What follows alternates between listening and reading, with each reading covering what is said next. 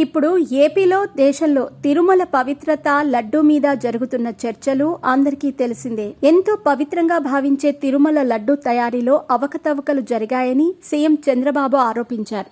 లడ్డూ తయారీలో జంతువుల కొవ్వు, ఫిష్ ఆయిల్ కలిసిన నాసిరకం నెయ్యిని వాడారని అన్నారు. దీంతో ఒక్కసారిగా అందరూ ఉలిక్కిపడ్డారు. దీనిపై జాతీయ స్థాయిలో చర్చలు జరుగుతున్నాయి.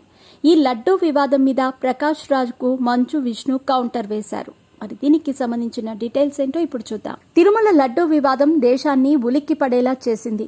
ఏపీలోని జగన్ ప్రభుత్వం టీటీడీ తిరుమల ప్రతిష్టను దెబ్బతీసేలా, భక్తుల మనోభావాలు దెబ్బతీసేలా వ్యవహరించిందని, లడ్డూ తయారీకి నాసిరకం నెయ్యిని, జంతువుల కొవ్వు, ఫిష్ ఆయిల్తో కూడిన నెయ్యిని వాడారంటూ సీఎం చంద్రబాబు చెప్పిన సంగతి తెలిసిందే.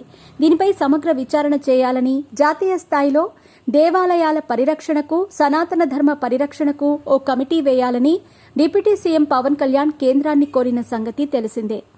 దీనిపై పవన్ కళ్యాణ్కు ప్రకాష్ రాజ్ కౌంటర్ వేశారు.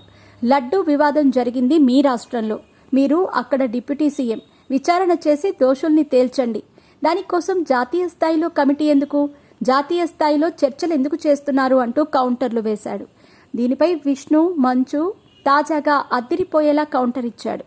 ప్రకాష్ రాజ్ గారు, మీరు కాస్త తగ్గించుకోండి. తిరుమల ప్రసాదం లడ్డూ అంటే కేవలం లడ్డూ అనే కాదు, మాలాంటి కోట్ల మంది భక్తుల, హిందువుల విశ్వాసానికి ప్రతీక.